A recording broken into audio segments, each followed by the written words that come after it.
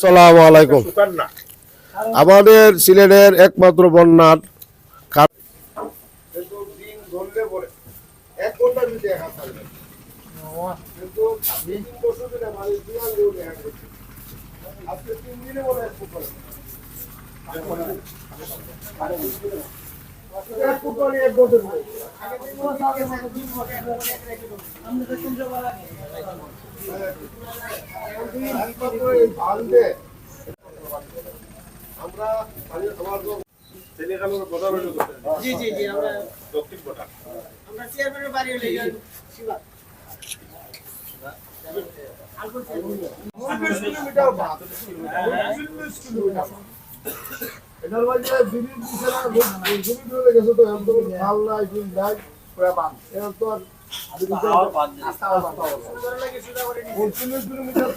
গ্রাম এই বাঁধের কারণে 39 কিলোমিটার বাঁধটা, এই বাঁধের মাঝে কোনো ব্রিজ নাই, না থাকার কারণে এই ব্রিজে পানি আটকায়া আমাদেরকে পানি যাইবার জন্য দেয় না, আর যার কারণে আমাদের পানি স্টক হয়ে সেটা আমাদের বন্যা পরিস্থিতি আসতেছে।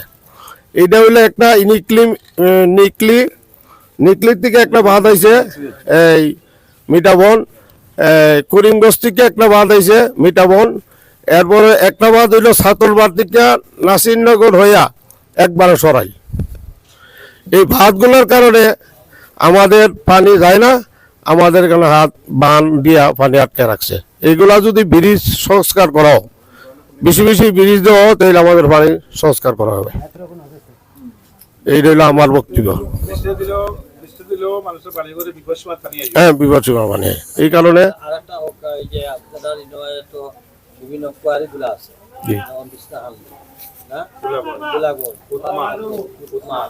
তারপরে এই যে পাথর কোয়ারি, এটা তো পিয়াই নদীর, জি পিয়াই নদী, দলাই নদী বন্ধ হইল পরিবেশের কারণে তারা হইয়া বন্ধ আশ্রয়, এটা খাস স্বার্থে, এবং এটাতে গিয়া আমরা কি লাভ, আর আমরা এটা তো আমাদের এটার কারণে যে পিয়াই নদী এখন তার গতি পরিবর্তন করে যায়। হ্যাঁ, এটা খাস স্বার্থে এটা আমাদের ক্ষতিকর, কারণ এই পিয়াই নদী এবং দলাই নদী না থাকার কারণে আমাদের কর্মসংস্থানও নষ্ট হয়ে গেছে, এবং পানি বিপদ সীমার উপরে দিয়া বাড়িঘর ভাঙ্গিয়া হাতে পানি নিয়ে আসে। এগুলা যদি খোলা থাকতো তাহলে নদী অনেক খনন হইতো, আমাদের উপকার দিত, শ্রমিকরা কাজও করতো। বিশেষ করে নদীগুলো নদীগুলো বেরিয়ে গেছে।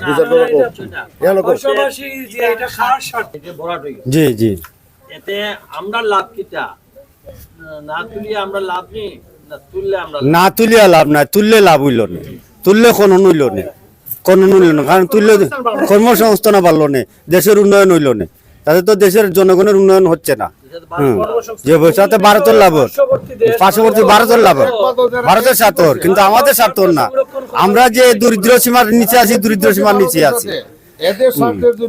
বিশেষ করে হইলো আরো একটা বাঁধ আছে, যেটা হইলো আপনার দিরাই থেকে বাঁধটা হয়েছে, দিরাই থেকে শাসনা পর্যন্ত একটা বাঁধ গেছে, যে বাঁধটা হবিগঞ্জ থেকে। এই বাঁধটাও যদি যে পরিমাণে আমরা ব্রিজ হওয়ার কথা, সেই পরিমাণে কিন্তু ব্রিজ নাই, যার জন্য পানিগুলা যা সরতে পারতেছে না। পানির যে স্রোত থাকার কথা, সেই স্রোত বাধাবিঘ্ন হচ্ছে। এটা একবার আপনার শাসনা কিতা কয়, এটা কি বাজার, দলের বাজার না কি বাজার, ওই পর্যন্ত গেছে সুনামগঞ্জ থেকে।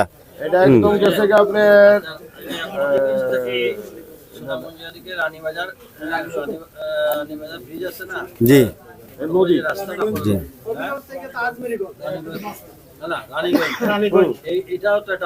জি এটা একটা বাঁধ আছে, এটা অনেক বড় বাঁধ। এই বাঁধে তো পানি বাধা করতেছে। জি না, ব্রিজ নাই, মানে ব্রিজ যা আছে যেটা সংকীর্ণ, তাতে পানির মানে সরতে পারতেছে না। আবার আজমিরের থেকে আবার একটা রাস্তা গেছে আপনার গিয়া, এই না না, আরে না বেটা, পিতাটা বুঝিলা আমার মাছ করা যায়, এটা খাইলাদুরি গেছে একদম, খাইলাদুরির থেকে আবার এটা মদন আলো বলতো এই শহর, এইটা হচ্ছে সারাতের পানি গেছে, কিন্তু এগুলো ব্রিজ নাই। নদীগুলো তো আপনার যে হারে খনন করার কথা ছিল, যে বরাদ্দ হয়েছিল এই সরকারের আমলে, বরাদ্দ হয়েছে, কিন্তু যেভাবে খনন করার কথা তা খনন করছে না, এমনি দেখাইয়া কিন্তু খননের টাকাগুলো নিয়ে গেছে গা।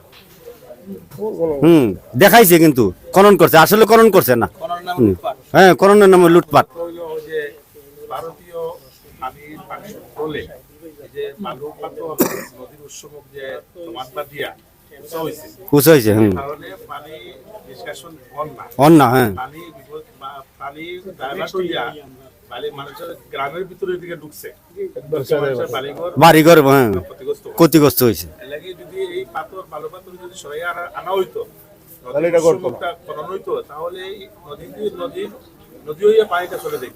আমাদের এই কুমারী উপজেলা মানুষের বাড়িঘর ক্ষতিগ্রস্ত হইতো না, হইতো না। পানি উঠতো। হুম যেহেতু আমাদের মূল কথা। হ্যাঁ, মূল কথা। পাথর যদি উত্তোলন করা হয়, তাহলে আমাদের জনগণেরও লাভ, শ্রমিকরা কাজ করার সুযোগ পাইল, পানি পাথর এবং বালু দেশীয় রাজস্ব পাইল, আমরা বিপদ থেকে মুক্ত হইলাম।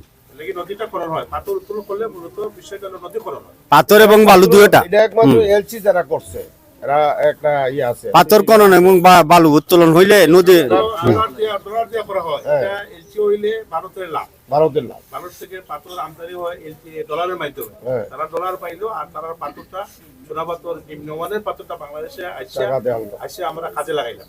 যে পাথরটা ইন্ডিয়ার কোনো কাজে আসে না, এরা ইন্ডিয়ার পাথর দিয়ে কোনো কাজও করে না, না। এটা একবারে নিম্নমানের পাথর। যতটুকু প্রয়োজন, যখন প্রয়োজন।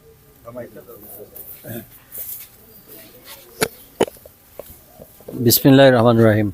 আসলে প্রত্যাশিত, এবং এই বন্যা শুধু যে এই বছর তা না, এর আগে 22 হইল, এর আগে ক্রমান্বয়ে এখন কিন্তু বন্যার অপরিবর্তনশীল, মানে প্রত্যেক বছরই হইতেছে, এবং আমরা প্রতি বছর এর খেসারত দিলাম। প্রতি বছর গড় পানি উঠা মানে গড়র সম্পদ যা আছে, বিছনা পাটি পালং সালং সবই নষ্ট হয়ে যায়। এমনকি বেড়ার ঘর তাহলে এটা ফসে, ওয়ালের ফাঁকা ঘর তাহলে এটাও ড্যাম পয়। এটা প্রত্যেক বছরও ঠিক করিয়ে উঠতে উঠতে আবার আরেক বছর আইবে,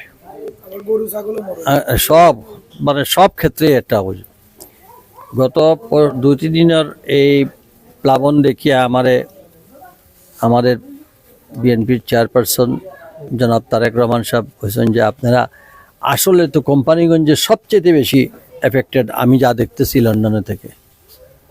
আপনারা সরাসরি যান এবং দেখেন, বন্যা চলে যাবে, কিন্তু বন্যা উত্তর যাতে আমাদের এই জনগোষ্ঠীরা তারা আবার গুড়িয়া দাঁড়াইবার লাগি সেচের যে সার বীজ, তারপরে এই যে এই পানি নামার পরে কিন্তু বাচ্চাদের কাশি হবে, ডায়রিয়া হবে, ইত্যাদি ইত্যাদি বিভিন্ন বেমার আজার হবে।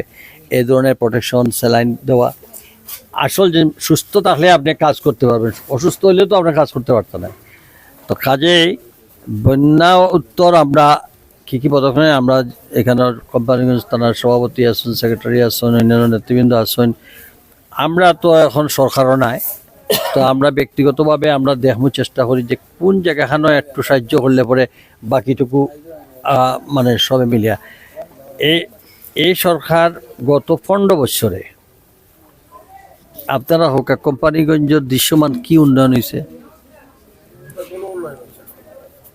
সাইবুর রহমান বিএনপির আমলা সাইবুর রহমান সাহেব যে ব্রিজগুলো করে দিয়ে গেছিল, রাস্তাগুলো এখন তারা একটা কইবা বঙ্গবন্ধু ন্যাশনাল হাইওয়ে পার্কে হাইওয়ে পার্ক হয়েছে আর একটা রাস্তা হয়েছে, কিন্তু এই রাস্তাটা করাত গিয়া যদি পানি যাওয়ার চ্যানেলগুলো তো আসেন না। কয়েকটা ব্রিজ হয়েছে, কিন্তু আরও বেশি থাকলে পানিটা আরও বেশি হলে কাটতো। 2 নম্বর জিনিস হলো আমরা এই এলাকাটা যে একটা শ্রমিক হলে যেখান থেকে তারা কাজ করতো, তাদের কর্মসংস্থান বন্ধ করে দিল। এই কোয়ারিগুলা বন্ধ করলো, এতে ইতিমধ্যে আমাদের নেতৃবৃন্দরা বলছেন, কিন্তু এতে আমাদের শ্রমিকদের পেটে লাথি মারা হইল। আজকে যুগ যুগ ধরে পরিবেশের কোনো ক্ষতি হইল না, এখন আরেকটা তাদের মাল মানে সেল দেওয়ার লাগি এবং ভারত থেকে এই যে পাথরটা আসে এর পথটা রুটটা বন্ধ করে দিল।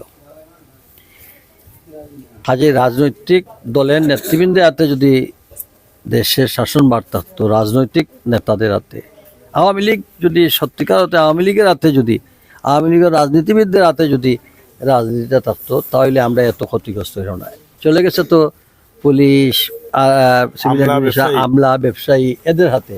তো এরা তো চুষা ছাড়া তো আর কোনো কিছু না। এখন রাজনীতিবিদে কোনো সময় যতই খারাপ হোক, এইটুক চেষ্টা করবো যে কিছুটা দিয়া অন্তত এগুলো তো একদম দেখা নেই কি অবস্থা, নজিরবিহীন। দেখছেন না নি আপনারা পুলিশের আইজি বেনজির কি হুজুরুল্লাহ খান কথা কইল যে যারা দুর্নীতি করবো এই পানির নিচে থাকলে ওইখান থেকে তুলে আনে। এখন হে খুন নিচে আছে, আল্লাহ তাই তুলে মিলেন না।